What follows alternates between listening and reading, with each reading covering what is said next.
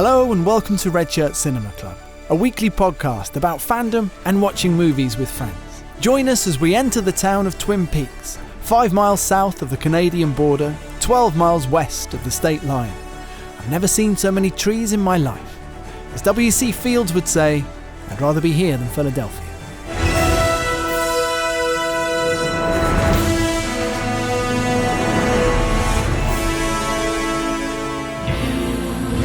Twin Peaks is something of a miracle. It's like nothing else on television. A phenomenon. A tangled tale of sex, violence, power, and junk food. Like nothing on Earth. What they're trying to say can only be seen. Diane, it's 1:17 p.m. up here in Twin Peaks. Laura Palmer is dead. The mystery. It's what we call a real three-hanky crime. The unexpected. Oh, God! And the unexplainable. It's like I'm having the most beautiful dream and the most terrible nightmare all at once.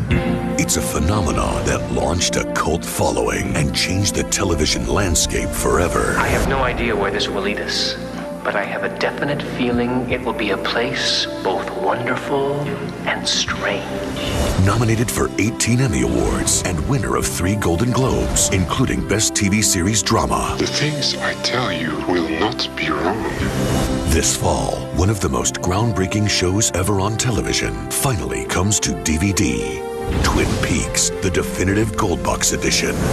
All 29 episodes, plus the original broadcast pilot, all brilliantly restored from the original negative with brand new 5.1 surround sound. Plus collectible gems and all new special features. I love Twin Peaks and its world. Twin Peaks, the definitive Gold Box edition.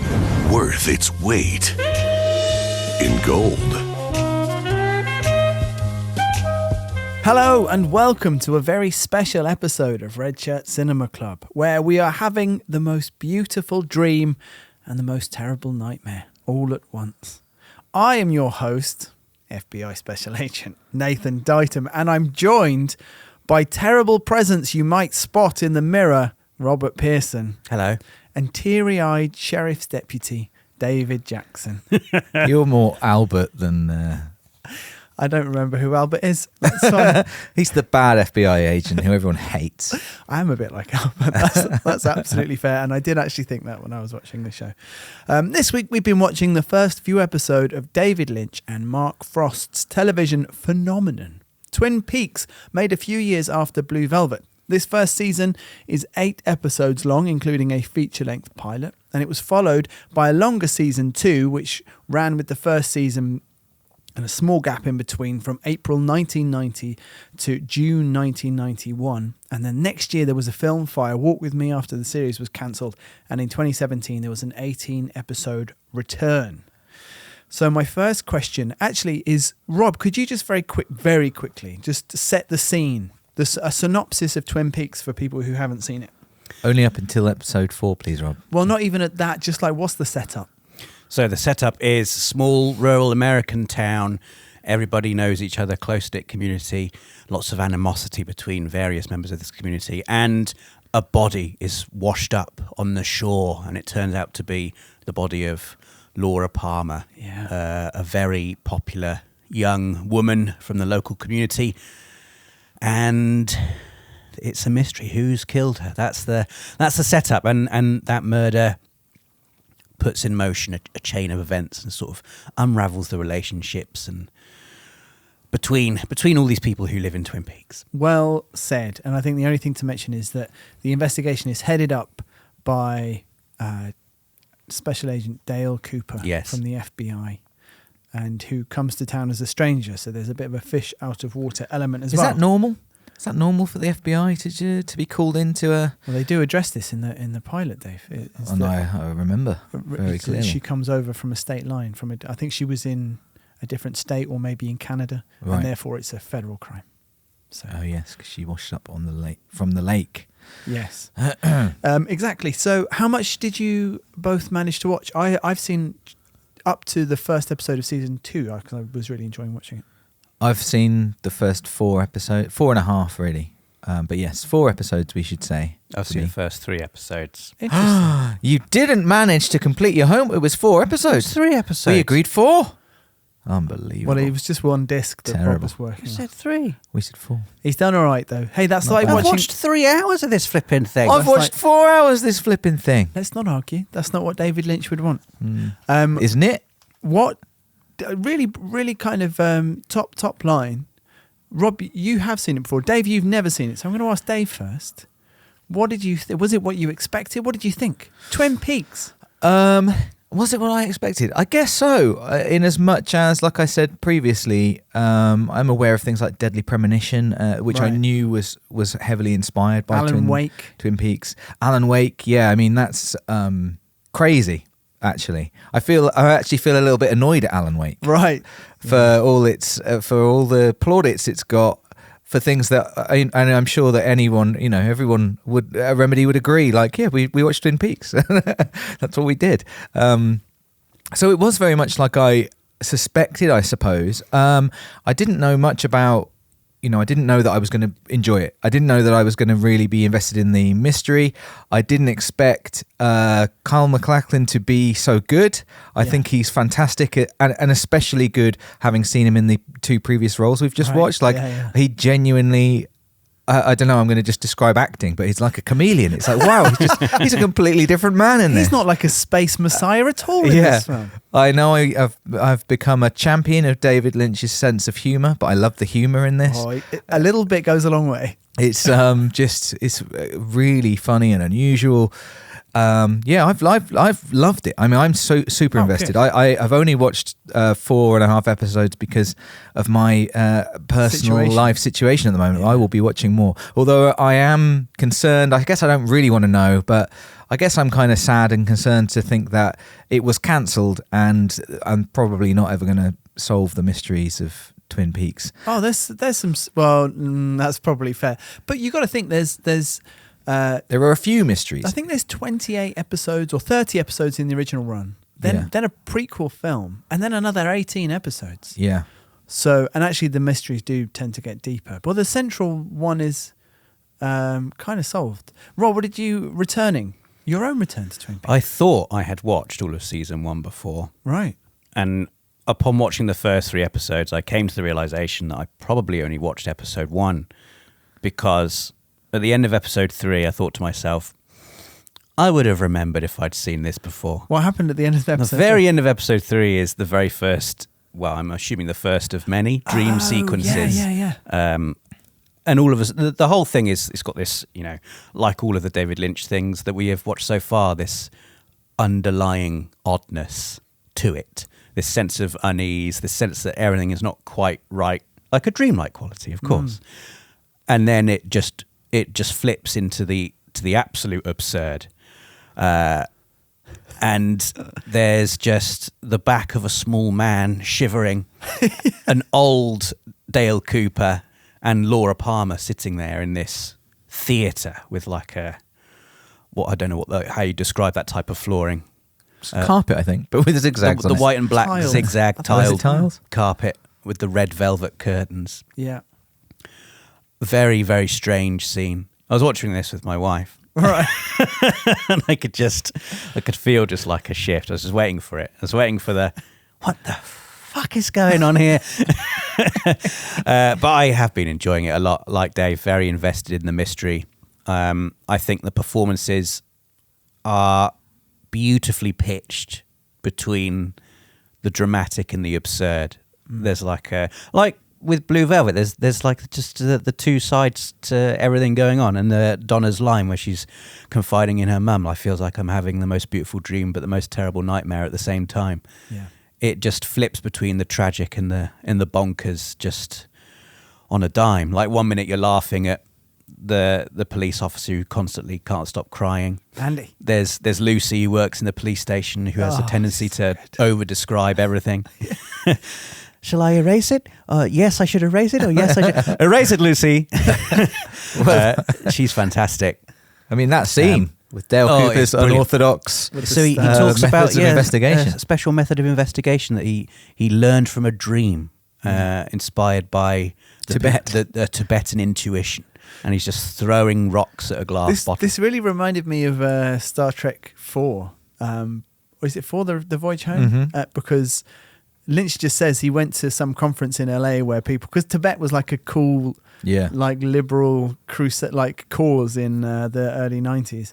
Yeah, he came out and he went, Mark, we've got to do something about Tibet. And then he wrote this in the show. I really like, in the episode I'm watching now, I've just noticed the prevalence of Tibetan stuff. Well, mostly just a big map on the police station conference wall of Tibet.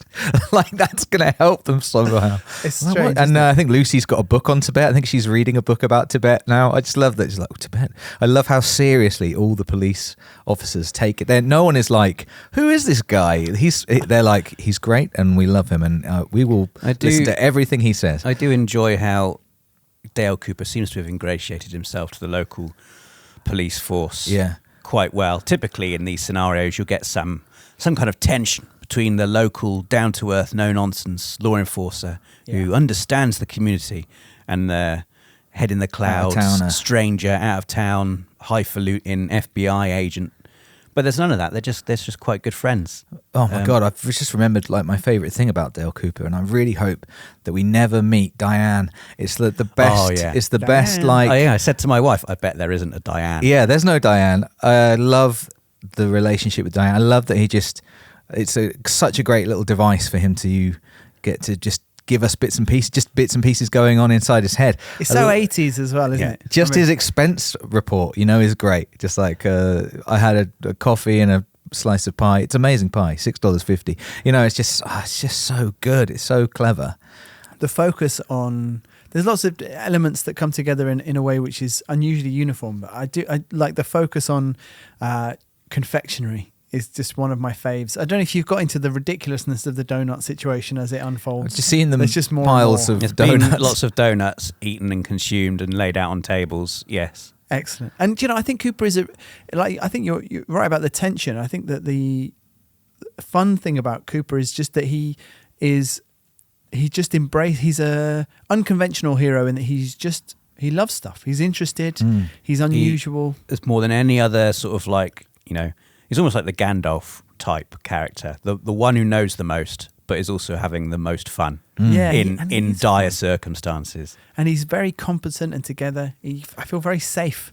I think I'm enjoying going back to Twin Peaks more than I thought I would. And actually, I'm enjoying going back to all of David Lynch more than I thought. I said at the beginning of this kind of mini series on David Lynch that we're doing that I felt like a complicated David Lynch fan and like a little bit precious and I didn't really like talking to people about it. And like I've got my own opinions and there's loads of it that I don't particularly like. And I'm feeling kind of renewed and less, just feeling more generous and warm about the whole thing. And I've really, really enjoyed going back and watching Twin Peaks, even though I can see tons of problems with it. And it gets renewed for a second season. It's like the biggest show in America. It's huge for this first season. It just bursts out of the gate.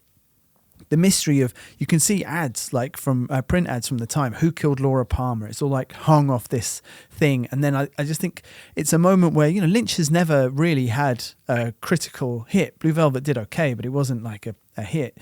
And for whatever reason, Mark Frost has worked in television before and knows how to put TV together, and those two things, and we talked I mentioned that last one, that Lynch was kind of saying actually they were sense of humour and sensibility quite aligned and they worked really well together. And a dash of his weirdness and just catching something in the air. Also a cast full of like just incredibly good looking people of all kinds, mostly women from 20 to 25, but also I think that the guys in this show they're holding their own. There's some good-looking guys. Some good-looking fellas. That sheriff's department is full of hot guys. And and for it's huge. And then the second season comes around, and it just loses something. Something kind of attention ebbs out, or in trying to 8 episodes, and by the end of it, you're kind of like, what's going on? And Lynch talks about. Really like the remarkable thing, the hook of the whole thing is who killed Laura Palmer, and the tension gets to a certain point and they need to reveal it, and after that the show never really recovers.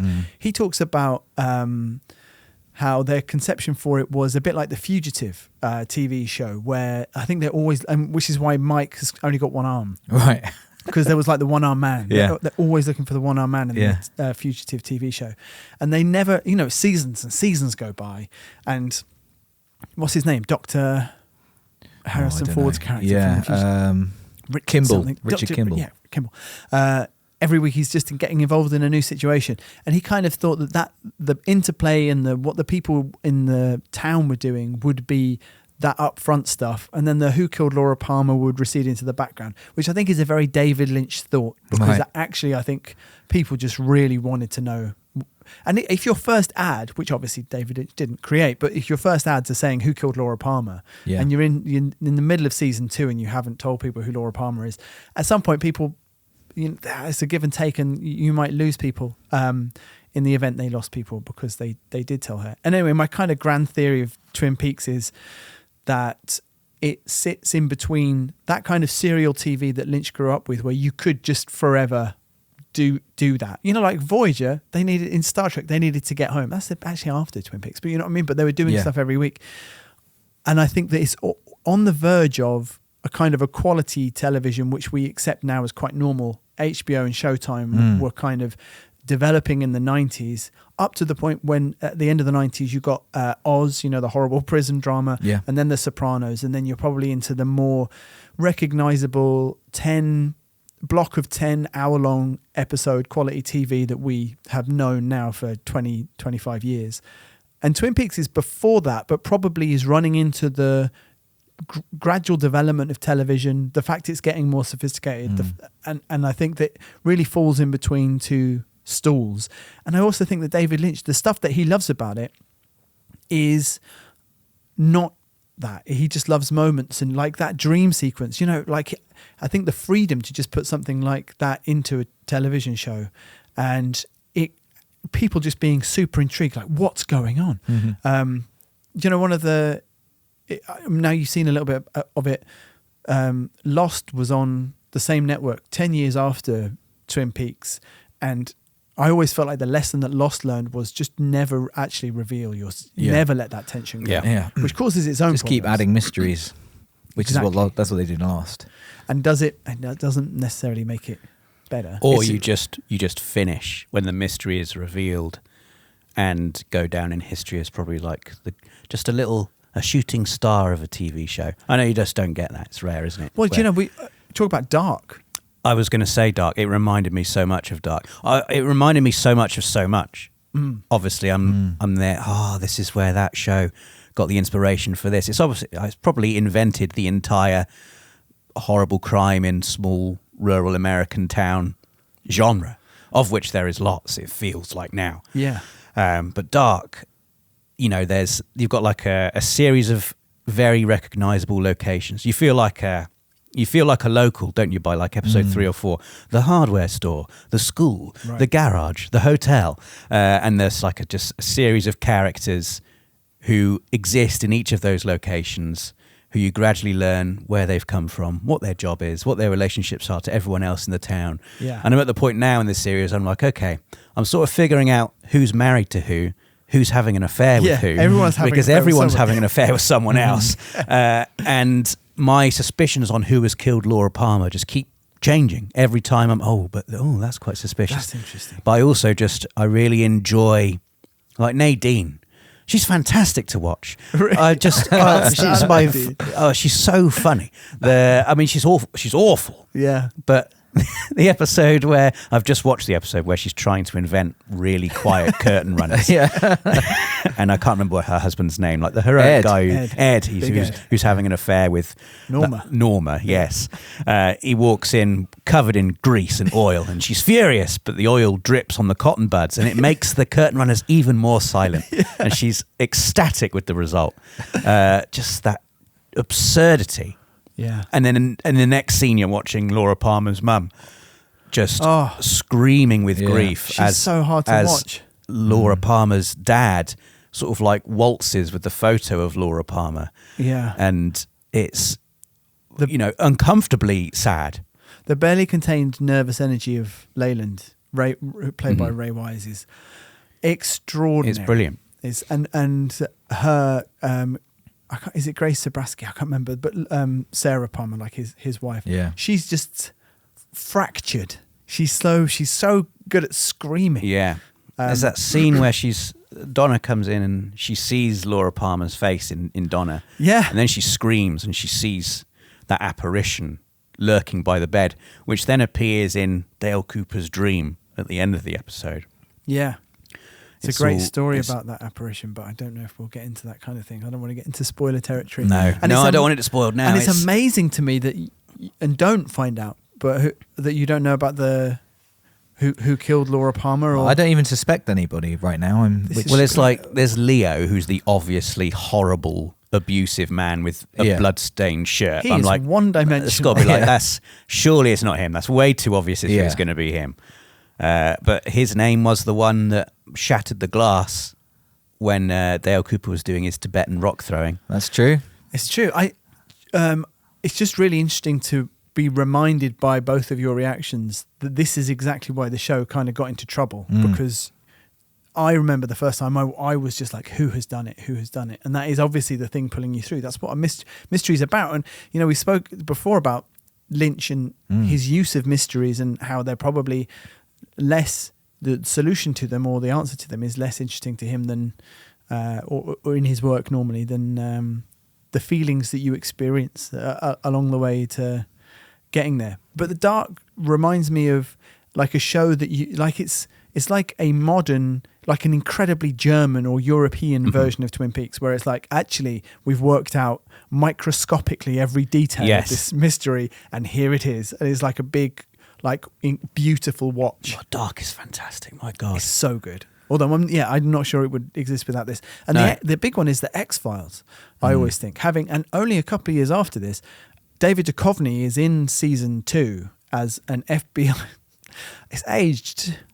It's aged. Oh, no. Well, he was. So Dale Cooper knew him at the academy as Dennis, and now he's Denise. Okay. And Heather Graham's in it as well, and Don Davis is who plays Bobby's dad, Major Briggs. Yeah. Is Dana Scully's dad, and there's that amazing scene. I don't know if you guys have watched X-Files, where some, but not much. Scully's dad dies, and she's just asleep, and her parents have been over, and then she kind of like for dinner, but they've left, and then she wakes up and she sees him just sat in I think he's in the Air Force in X-Files as well, also a major, sitting in an armchair just talking but without sound, and then she kind of wakes up and she's like, Dad, I thought you guys are gone, and then he kind of disappears, and then it turns out he's passed away, and that's so much like the events of Twin Peaks and things that happen in Twin Peaks. Yeah, I think the X-Files owes it loads. X-Files for me is another thing quite like Jurassic Park, in that I really wanted to watch it, but my parents forbade me. I read a book of one of the novels, and it, I think I spoke about it on this podcast before. Scared me so much that I then was never brave enough to go and watch X-Files later in my life. So I've never seen a single episode of X-Files. I think, I mean, maybe it's something we should watch, but the joy of it really is because I've watched the first kind of 4 seasons again over the last maybe 3 or 4 years, and that first 2 seasons is just brilliant.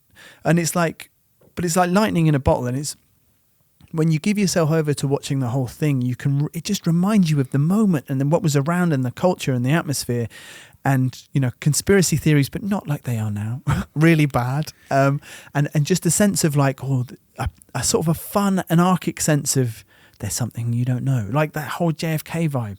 And it's a kind of a similar thing we're doing with Twin Peaks, but a little bit earlier. There's so much atmosphere in these shows. Can I ask you a question, Nathan? I don't know if you'll have the answer, but I know we've spoke before about when we watched Lost Highway, and you said, don't worry so much about trying to solve the mystery.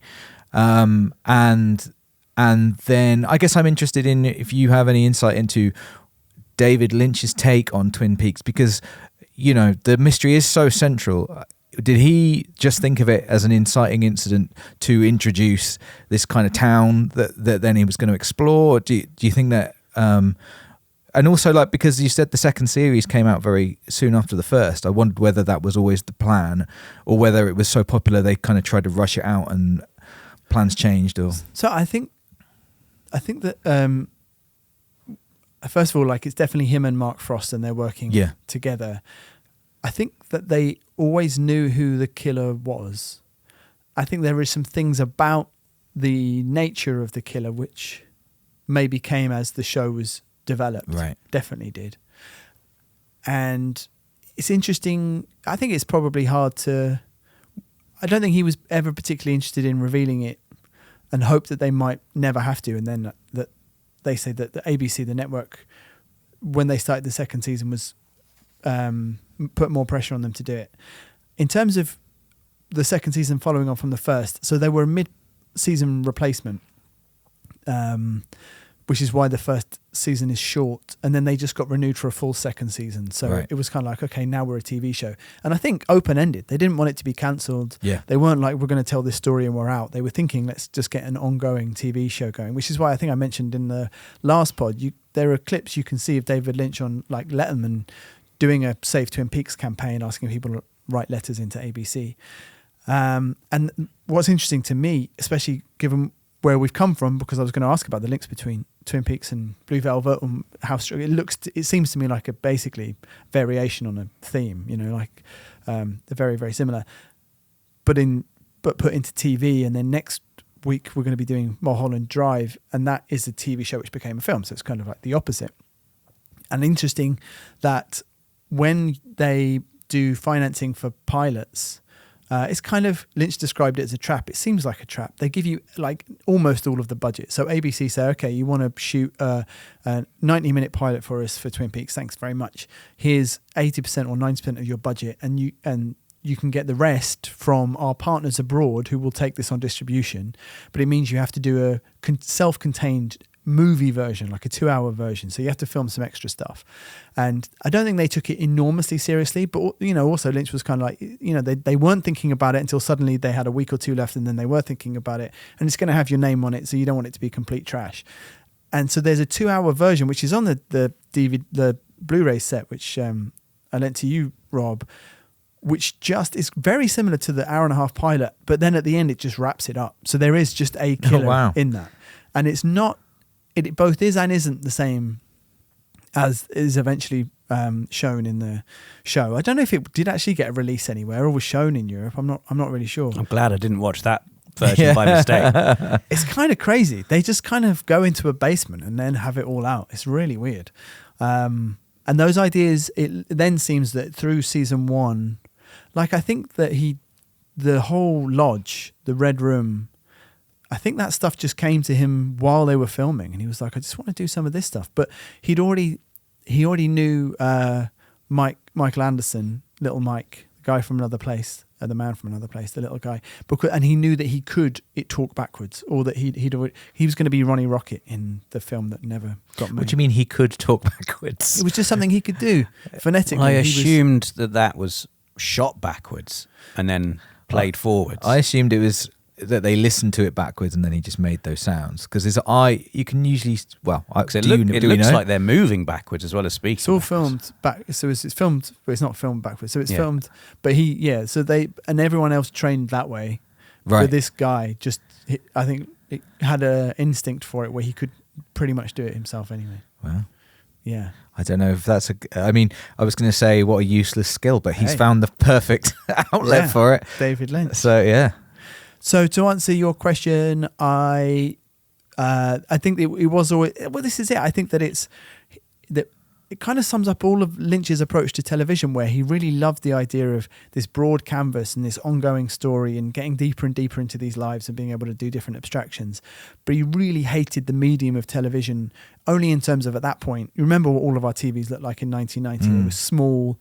He hated that the colour was terrible. He hated that everyone had their brightness up too bright. He hated that the sound was awful. He hated that in America, I think this is probably especially a problem, ads would come in. Not only would they come in 4 times an hour, but the average volume of an ad is something like 20% higher than the show because they're trying to grab people's attention. So he said just trying to do a mix was awful. And you know that even if you're trying to do this perfect mix, people are going to have their sound down a little lower or a little higher than you want. So like he struggled with the medium. And I think that's why when you see him, he changed his mind basically. And once everyone was having like surround sound systems and 50-inch widescreen TVs, I think that he felt slightly differently about television. But yeah, I think he's ambiguous about it, and also and in the same way about the, it's not like they set out to tell this story about a murder, and then it was more about the town and the place and the feel of it. Yeah, but I don't know if television audiences are even now ready for that. It's interesting. I don't know if it was me being a bit reductive about television audiences, and I'm counting myself among there. But it's perhaps the problem is it's such a juicy mystery, so well posed with all these interesting characters. There's a soap opera element, and I love that there's a soap opera within the show. Invitation to Love. Yes, it's great, and I'm still sort of figuring out exactly how that is, if at all, woven mirror into mirroring the events of the world. But I suppose, I don't know, it's just it's so tantalizing, that mystery, that it is impossible to escape, and it does feel a little bit of a too highbrow of an idea, that the mystery is not really look beyond the mystery. Well, this is it. I think that the power was that the mystery was actually the thing. Like, who killed Laura Palmer was the absolute driver, and then it was just the style of it. It just came with all these textured ideas and different feelings and atmospheres, and not just the Lynchian or what's known as the sort of more abstract Lynchian stuff. I think he was just as on board with the 50s neon biker, like the. And some of the scenes are extraordinary. Do you know, one of the things I think it falls foul of, though, and why I think when I was kind of talking about my theory about Twin Peaks, there's a scene which you guys won't have seen yet, but I might even play the audio in and around this part of the episode. And you probably have seen a couple of scenes of Major Briggs and Bobby. And, Briggs, even then, there's slightly more to his character. He seems very austere. He's often wearing his uniform, but he's actually incredibly articulate and quite open, sort of intellectually or emotionally. And Bobby's completely closed off. Yeah. And there's this scene in, it's really famous, and I remembered it from I've only seen the show once, and I remembered it.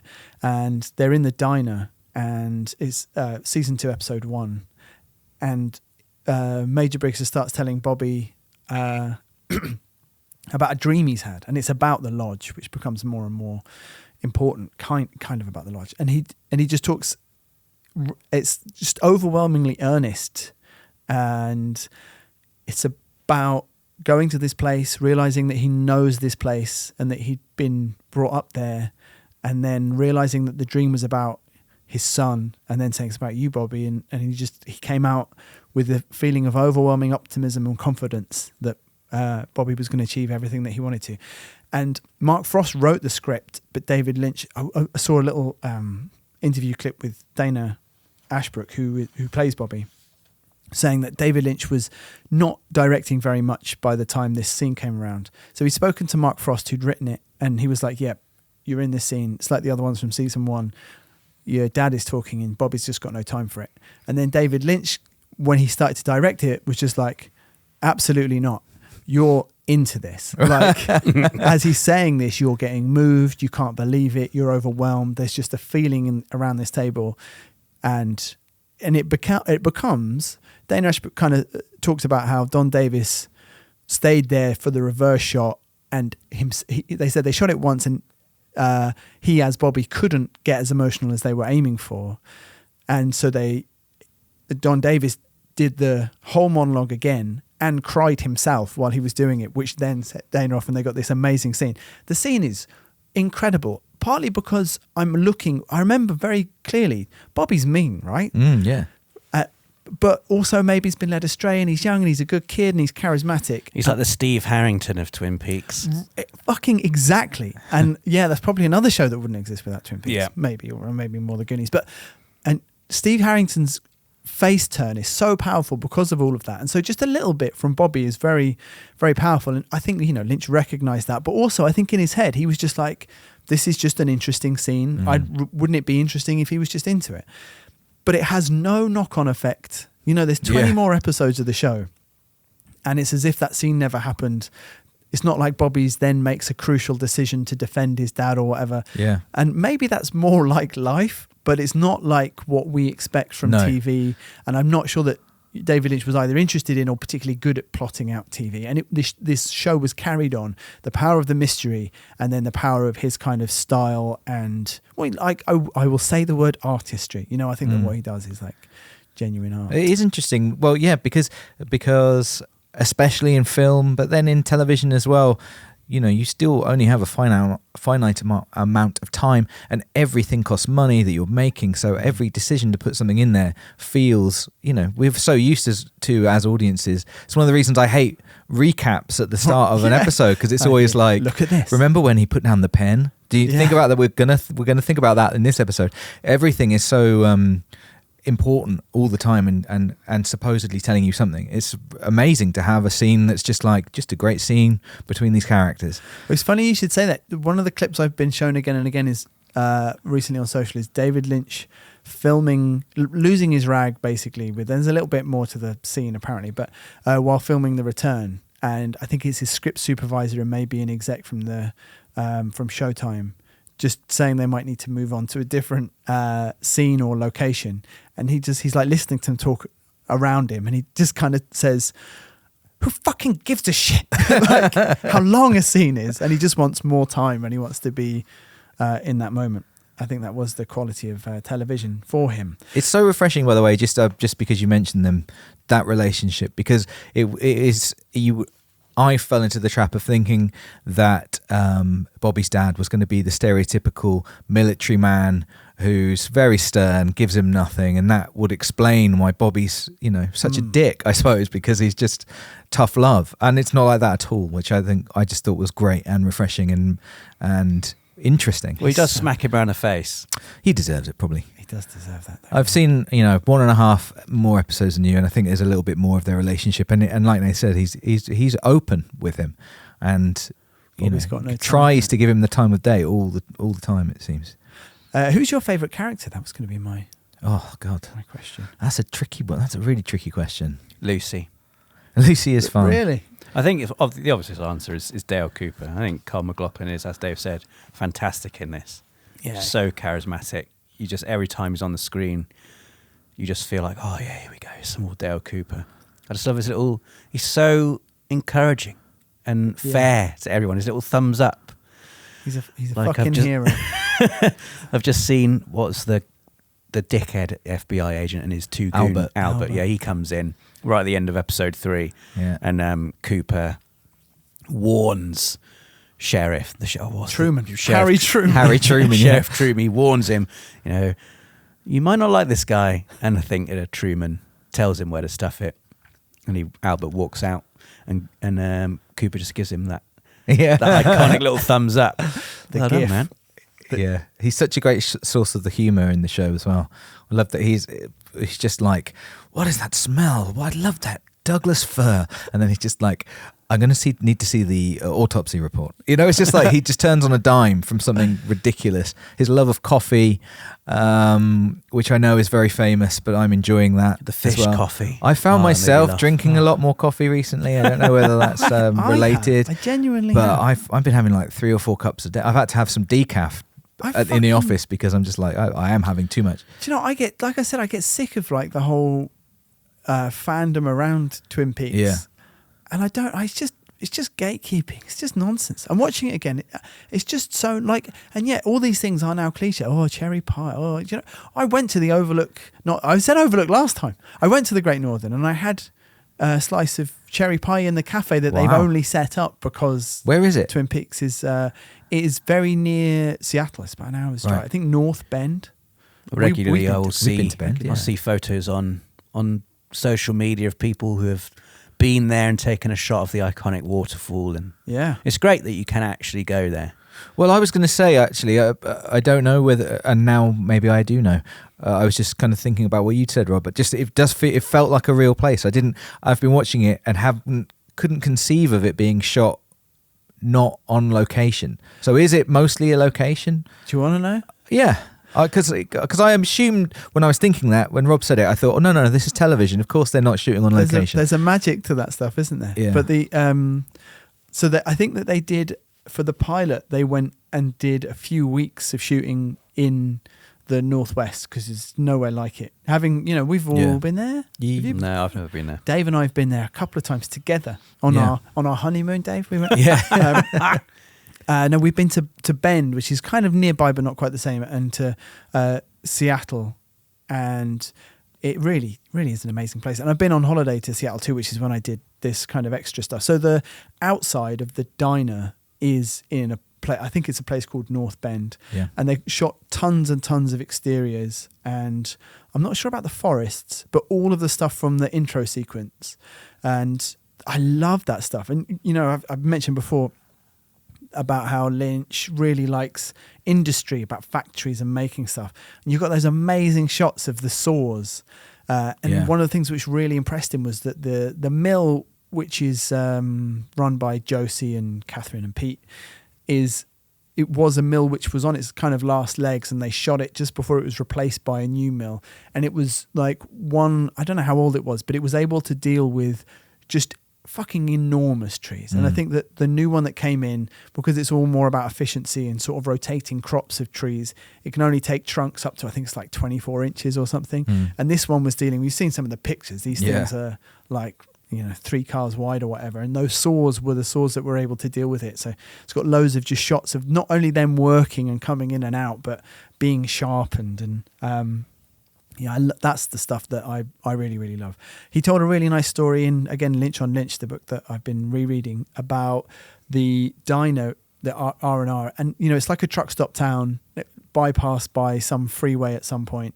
And so it wasn't what it was like, if you've ever seen the movie Cars, it's like that is the fate of however many towns in America. I've driven Route 66, Route 66. I've been to quite a lot of those towns. Yeah, it's interesting. And well, what he said, the nice thing about this was that was the fate of this town. But now that Twin Peaks is a thing, and they put cherry pie on the menu, and they do great business. Yeah, this is probably the only thing of David Lynch's that you could.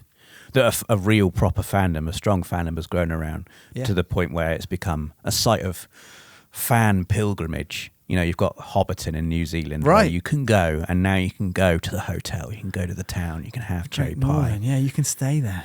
I should have stayed there. You can go to Harry Potter Land, wherever it is, and have a butterbeer. It feels like I've done that as well. it's on that scale almost, isn't it? Galaxy's Edge.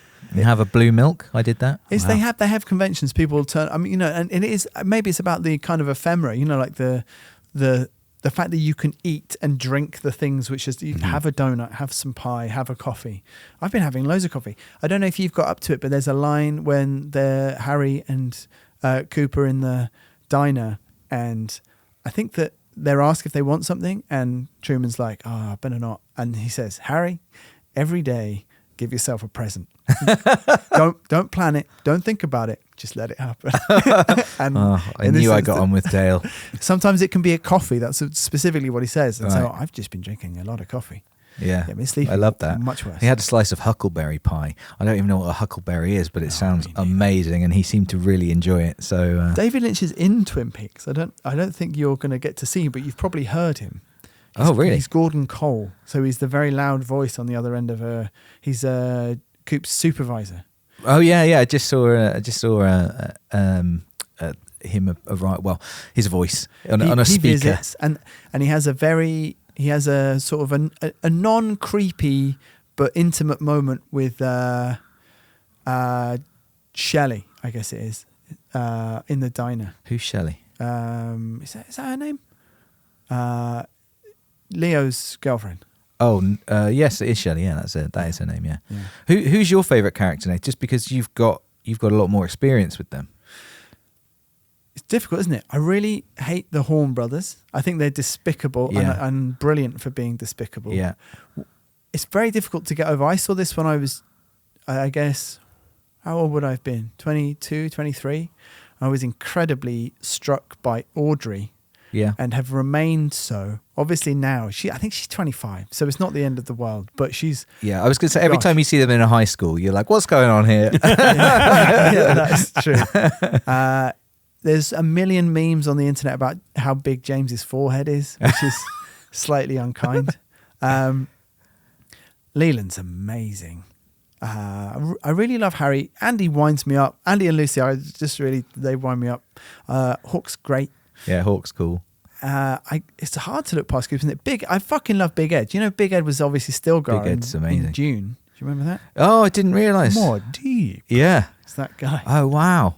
Big Ed's great. He's really good. And Albert is played by Miguel Ferreira, and his dad played the Emperor in June. Oh, no way. His dad was a big actor in the 60s. Wow. I was trying to remember what I've seen Miguel Ferreira in before. Like, very recognisable Yeah, me face. too. I can't think. But I couldn't place I can't him. place him. Well, he is the junior sleazy exec in RoboCop. This is it. That's it. Yeah. So he's like, he gets killed, right? Yeah, He gets killed by it Ed 209. messed me up as a kid. By Big Ed really, 209. really was scared of Ed. So scared of Ed 209. Yeah. I mean, fair enough. It's because he complies. He puts down the gun. Damn it! It's a great scene. I really like Pete. Pete is played by Lynch's long-term friend Jack Nance, who died, I think maybe sometime in the 90s.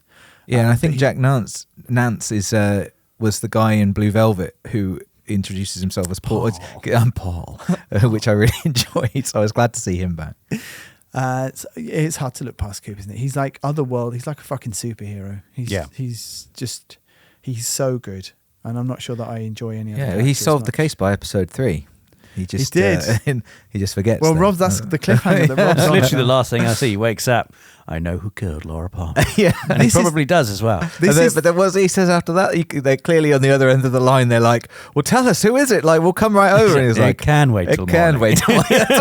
And I feel like that is how much respect the show gives the mystery, because the next morning he simply forgets. Oh. Yeah, it's unbelievable.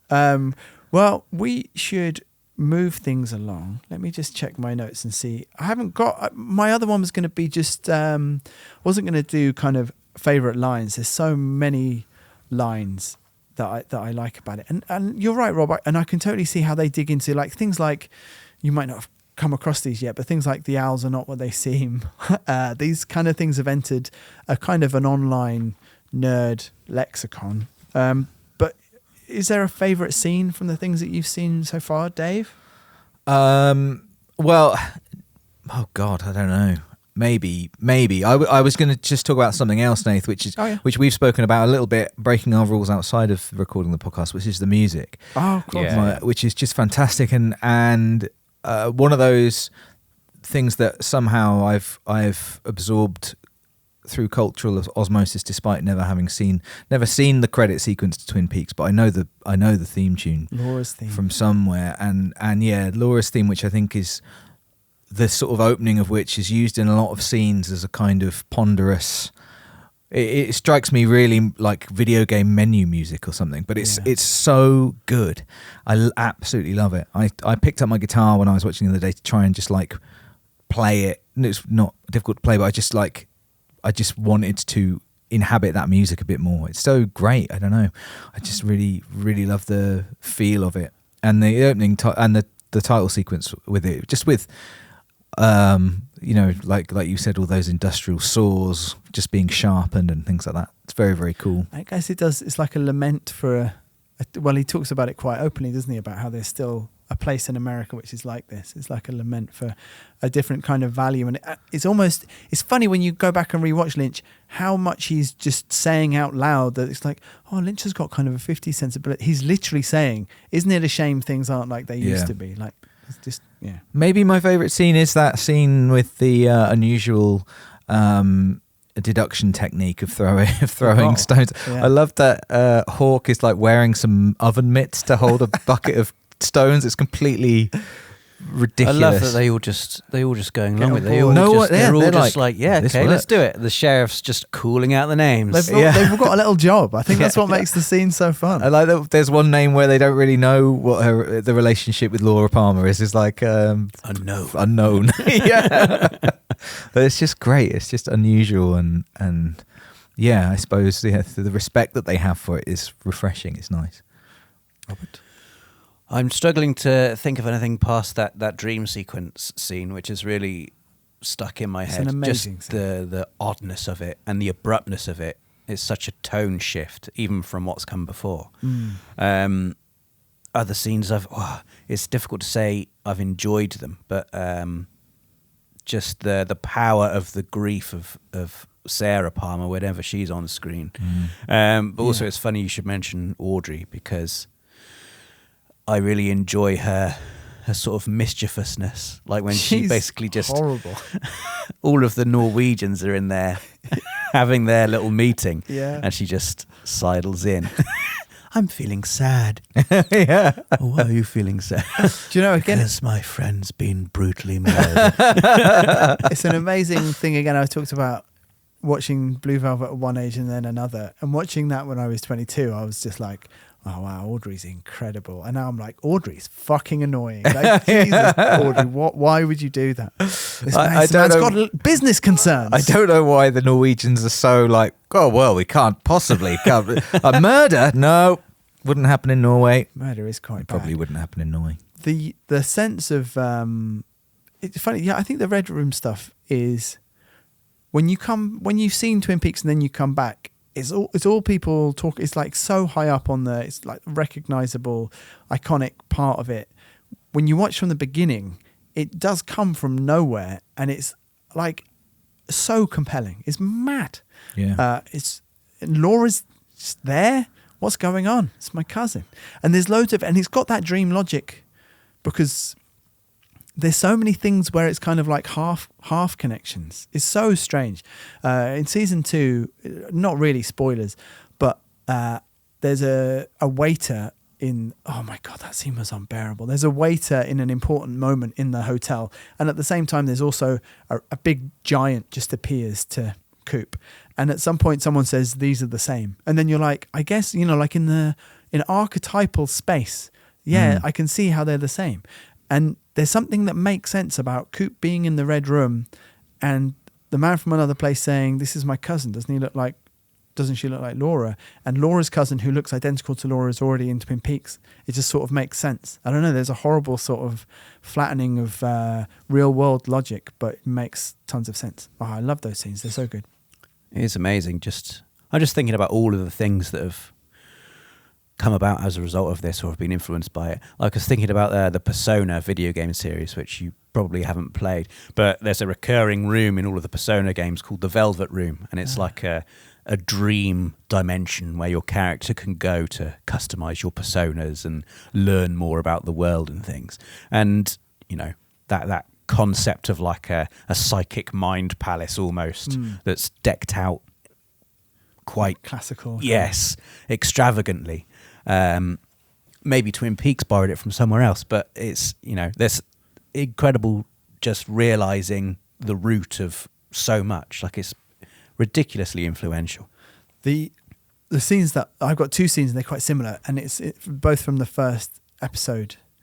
And you reminded me of it, Rob, when you were talking about Sarah Palmer and her reactions to things. And there's like a real uneasiness to her existing in her house after Laura, she's found out about Laura, in a way which I horribly sort of recognise, just about feeling anxious in a space, and the way that you'll look at a thing but your mind will be thinking about something else. I don't know how it manages to convey it visually, or sometimes she's screaming, seemingly focused on something which isn't there. Obviously I know that at some point she does see figures or there's that shot up the staircase. Yeah. There's an overwhelming feeling of, it's a haunting shot.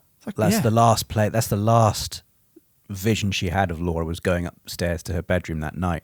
And every time Sarah looks up those stairs and you see the stairs, you're almost expecting someone to be there. It feels like there's someone there, but there isn't. There's just a really straightforward panning shot in Laura's bedroom, which I just find enormously ominous. And now I know not only what you guys know, but more, and there might be reasons for it. But I remember feeling that way the first time. I remember just feeling really uneasy watching it. But the 2 scenes kind of relate to that. I feel like it reveals sort of either an incredibly intuitive grasp of how these moments work and come together, or just like a real technical proficiency from Lynch, which isn't necessarily one of the things that you might associate him with. But the scene where Leyland finds out what's happening, and he's on the phone. So he's in the hotel, and he's on the phone and you just get this mounting sense of dread. And I think, I read Lynch talking about it, and he was just like, well, this is how it happens, isn't it? When you're on the phone with someone and you're in a conversation and you're just kind of expanding your understanding of a situation, and until you get to like a drop point where you kind of know. And the thing which that scene does, obviously the car comes in at the beginning, and Harry Truman walks to the reception, then turns around and sees Leyland, and Leyland only needs to see him to know, and it's just like 2 bits of information which make all of the information.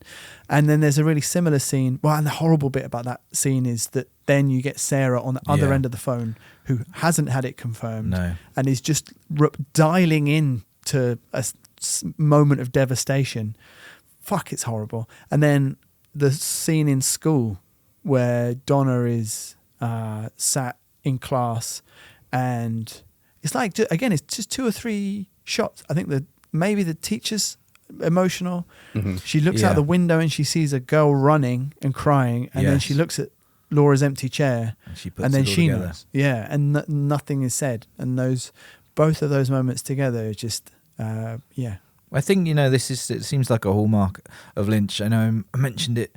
I will maintain that there are bits of Blue Velvet I find quite funny, and it is incredibly shocking and upsetting as well. And that you just describing those 2 scenes there, like especially Leland finding out, like it is really upsetting and sensitively done and real, and then loads of Twin Peaks is so absurd and quite funny, like I said, and just just turns on a dime. Like in later episodes, it smashes those things together. Yeah, often through Leyland, like and his grief, and in a way, sometimes grief is funny, or release from grief is to be used to make it ridiculous. Like, there's moments where he seems physically compelled to.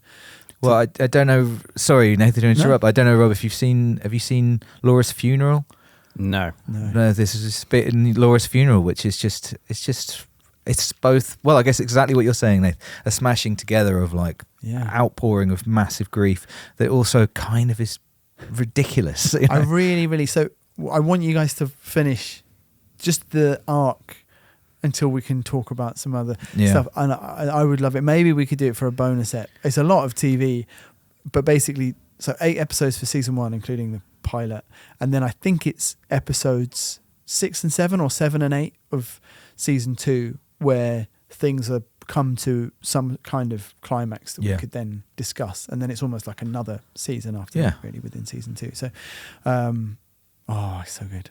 Do we have any mailbag? We do. Yes, I've grabbed 3 emails, although they're all quite long, so we'll see how we go. 3 mails, as we are. And the first one is from Kieran Smith, who has titled his email, quite appropriately, Some Lynch Nonsense. Excellent. Who says, Dave, Nath and Rob, hoping you're all swell. I am quite swole. What a thrill it was to learn that the Red Shirt Cinema Club's next point of focus would be the films of David Lynch, a welcome salve in the wake of losing the great man. Perhaps it's a result of the social media echo chamber I've forged for myself, but not since Bowie have I seen such a public outpouring of grief for a famous figure. My entirely toxic, gatekeepy, knee-jerk reaction to this has been to feel vaguely offended on behalf of no one. No, you didn't love his films in the right way. Only I really understand why he was so great. This is, of course, an absurd reaction. More fool me. Are you sure you didn't write this, Nath? Well, I feel like that, but one step further, where I've paralysed those feelings as well, and I feel nothing. Although, like, as I've said, I'm rehabilitating myself. I couldn't believe my luck when, aged 15, I found a VHS copy of Eraserhead in the local Red Cross charity shop, nor when the old dear behind the counter neglected to pay heed to the 18th certificate emblazoned on the spine. Yes, I was a precocious, insufferable little shit of a 15-year-old, a far cry from the precocious, insufferable big shit I am now. I had to sneak the VHS home like contraband. You can imagine the kinds of things a 15-year-old hormonal boy might be caught watching in his bedroom. If you said the complete Animals of Farthing Wood box set, you were right. I completely ruined that punchline, didn't you? Yeah, although not a punchline if you were me. Loved Animals of Farthing Wood. But this felt genuinely taboo. From the garish green font on the cover to the grotty film grain and overwhelming industrial sound design, the whole experience left me entirely unsettled. It felt like a film not wholly intended for human consumption. His films seem to have that effect. They're not scary in any conventional sense, but they poke and prod at the dark, unwelcome recesses of our own imaginations that would otherwise go untapped. I watched Lost Highway at university and it almost gave me a panic attack, so strong was the suggestion of looming horror. Even the straight story is a little too straight. Also, that one scene in Mulholland Drive is, I think, the scariest thing ever committed to film. Oh great, I'll look forward to that.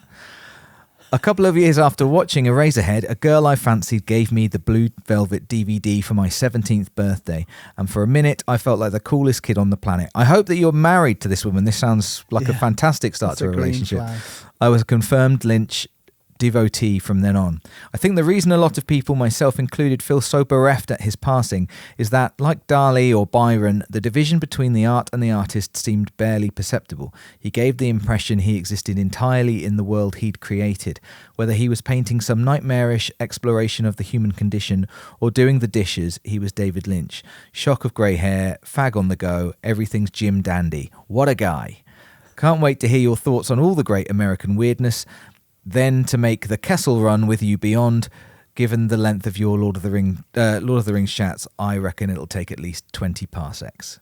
Kieran, what an excellent email. That's a good email. No questions posed, but I enjoyed it. And that's good mailbag. Yeah, absolutely. We don't even have to do anything. That's the best kind of thing. Just make a noise, Rob. Yeah. Moving up to another email about David Lynch and our coverage of his work from Jamie Hardacre, whose email is titled, "What the fuck?" Hello, Red Shirt Cinema Club. I've been listening to PlayStation Access for many years and the podcast since it started. It's been great, and I loved Lord of the Rings and The Hobbit over Christmas. Oh, no. But Jesus Christ! What a rug pull going into June, and then the disturbing Blue Velvet. I started watching Blue Velvet and was intrigued. Very, very interesting mystery, and a bit weird, very solid. Kyle MacLachlan and Laura Dern are amazing. Ellie Sattler is one of my favourite cinema characters ever, so this was a fun surprise. But then that scene started, and I promptly booted up Hitman World of Assassination to give me something else to split my attention. I'm against this. I told my wife about this film, and in my synopsis, she reckoned that some films just should not be made. I do not think I agree with this, but it's an interesting thought. Are there any films you think go too far? Or is a film as a medium a good place to push these boundaries? Maybe this suggestion is the Alien 3 or Star Trek Beyond of testing the audience's fandom for you, as this was such a tough watch. Despite this, I am still a massive fan of the podcast, and I'm very excited for more Lynch, Star Wars, and hopefully Jurassic Park and The Matrix. I also think some Red Dwarf would fit in well as well. Looking forward to more Dino Medic DM, or Nice. AKA Jamie Hardacre. Well, do you know what? My knee-jerk reaction was, oh, don't be so silly.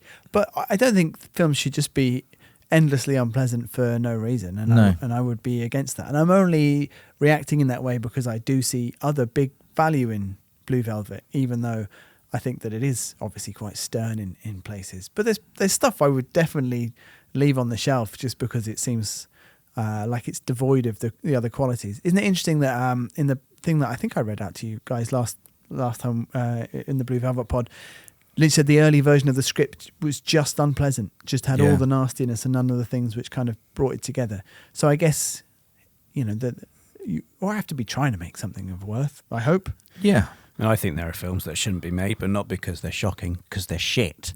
Yeah. They're just. Do you want to name any names? All of the He does. the scary movie films. Right. I just thought they were just bereft of any redeeming feature or value at all. That absolutely no. I was going to say unless you're 15, but I assume you were 15 for one of them at least. I absolutely despise them and they are just actively terrible in all ways. I do think I agree with you. As a format for a bonus episode, we could all have just one film we could erase.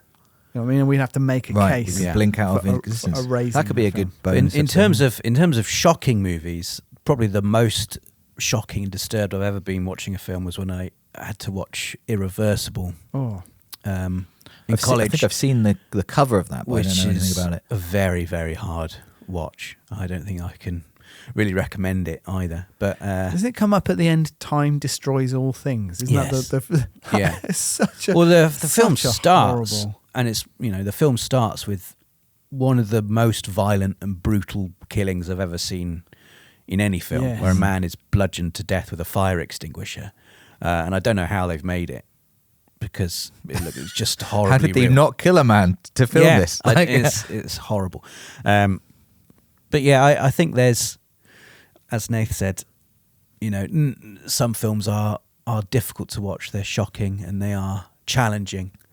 But I think there's often some value in that.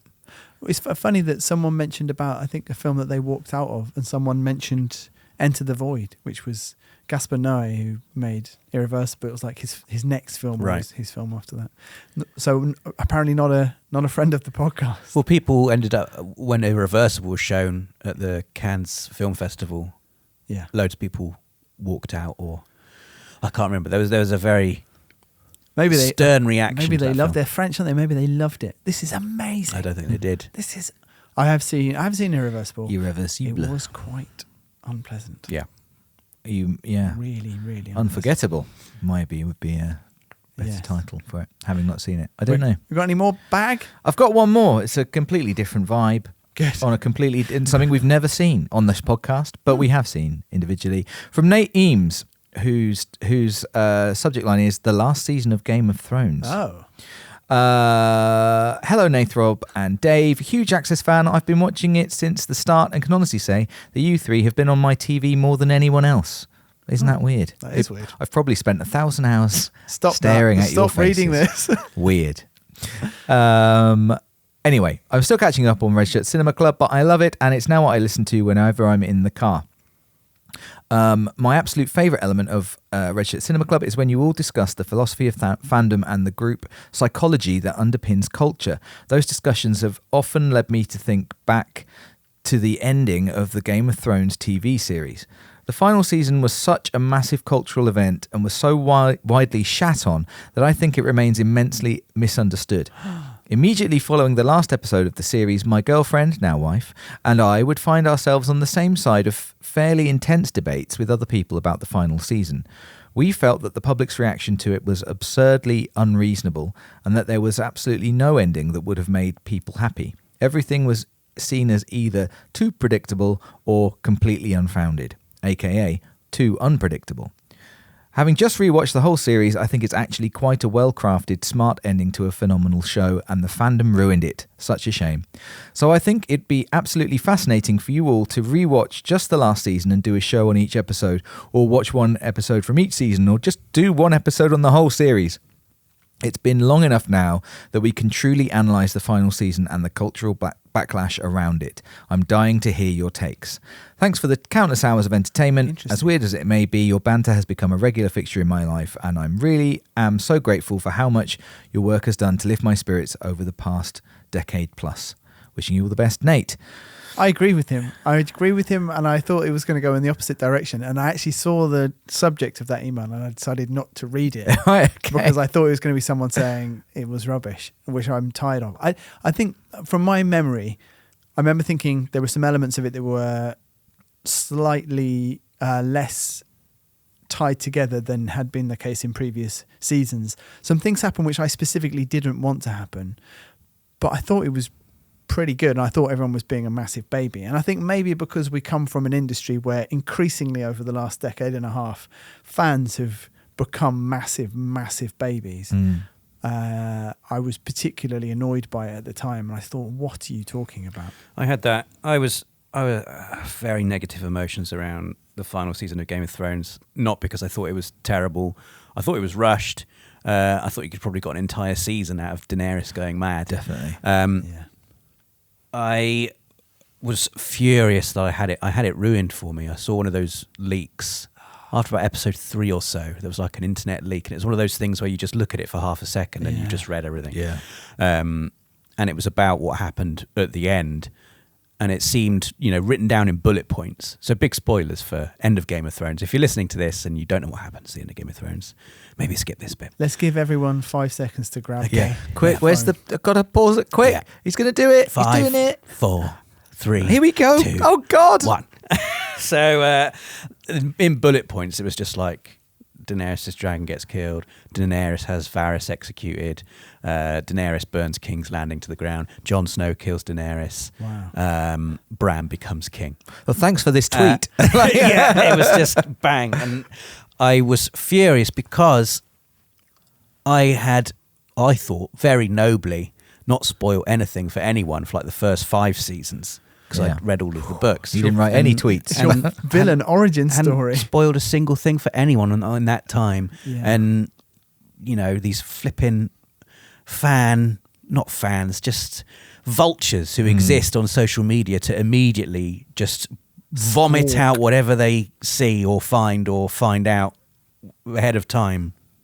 I can't stand leak culture. I really can't. No, I agree. I absolutely abhor it. And I wasn't able to really watch the rest of the show.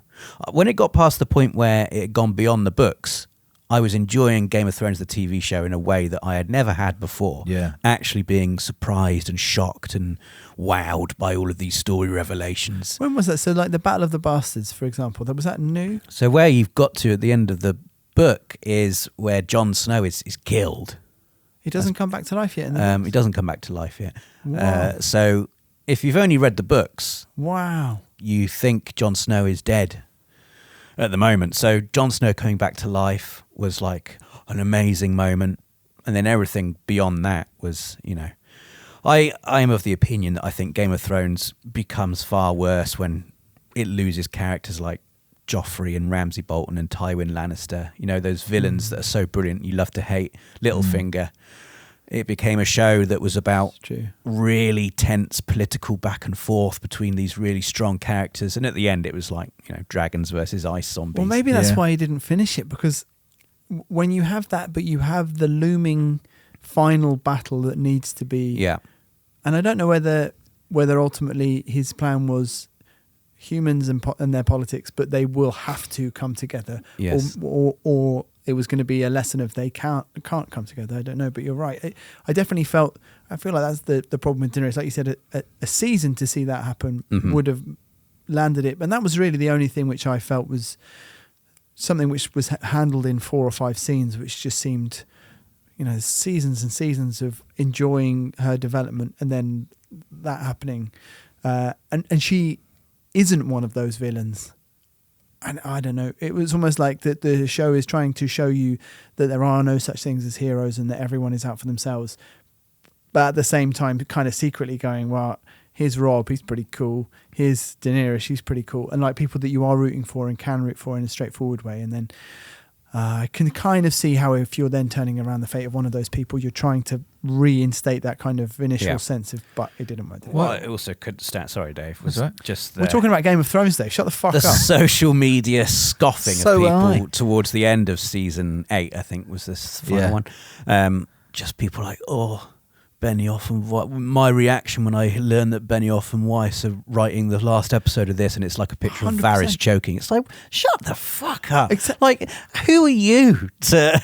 let's see something you've written then, for Christ's sake. They've crafted this incredible show.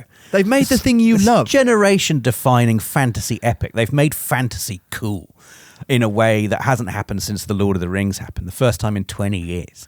Even that wasn't so cool, I don't think.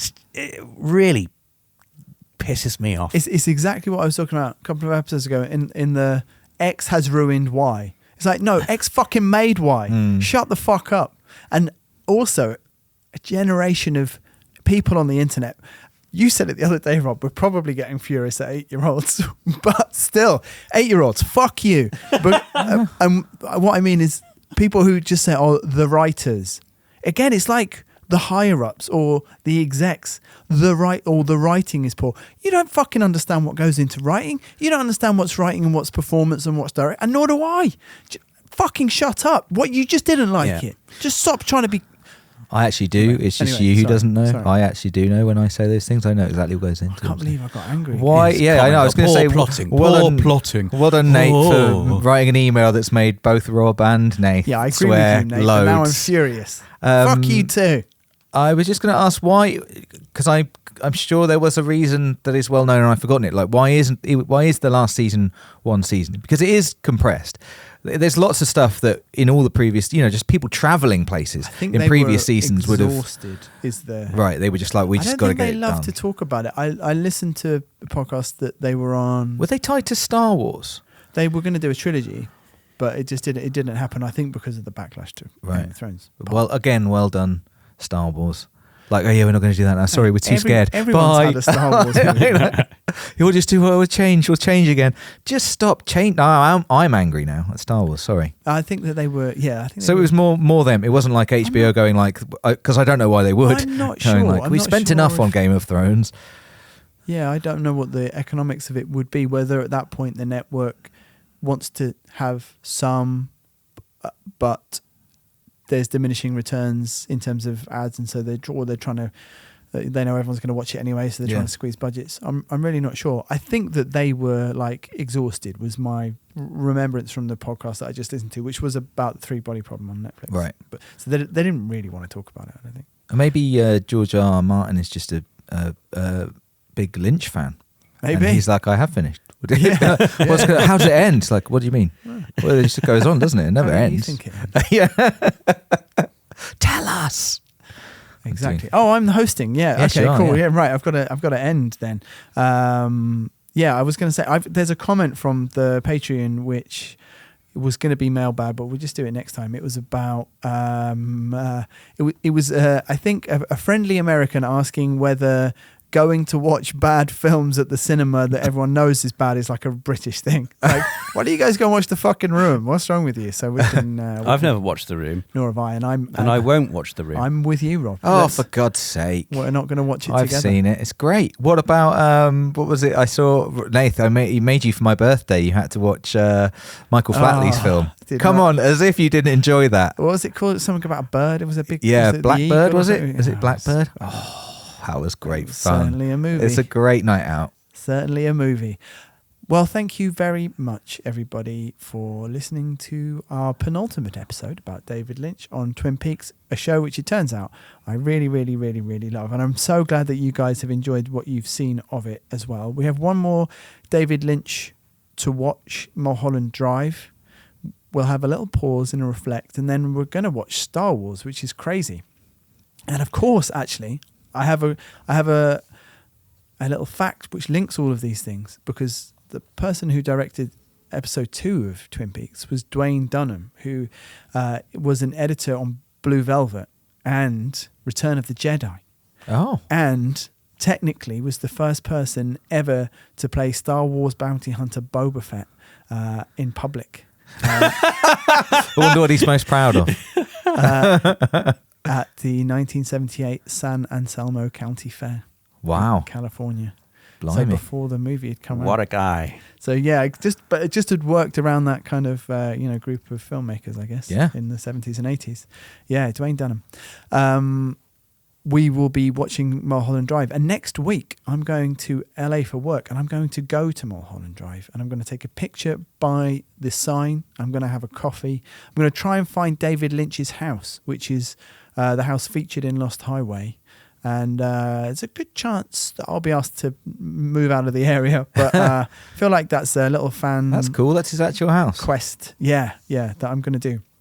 And just a little bit of info, very, very small amount of info before Mulholland Drive, which is... So we were in 1990/1991 with Twin Peaks. And also in 1990, a movie called Wild at Heart was released. He'd filmed it, I think, just before the series of Twin Peaks, or in between the pilot and the series. And Twin Peaks was then cancelled, and then within a year they had the prequel film Fire Walk With Me out in cinemas, an incredibly bleak film. And then it's several years until Lost Highway in 1997, which I know you've seen, Dave, because I watched it with you. We're not going to be watching Wild at Heart or Fire Walk With Me or Lost Highway or 1999's The Straight Story, although I am going to watch The Straight Story at the cinema at the weekend because it's being shown in Bristol.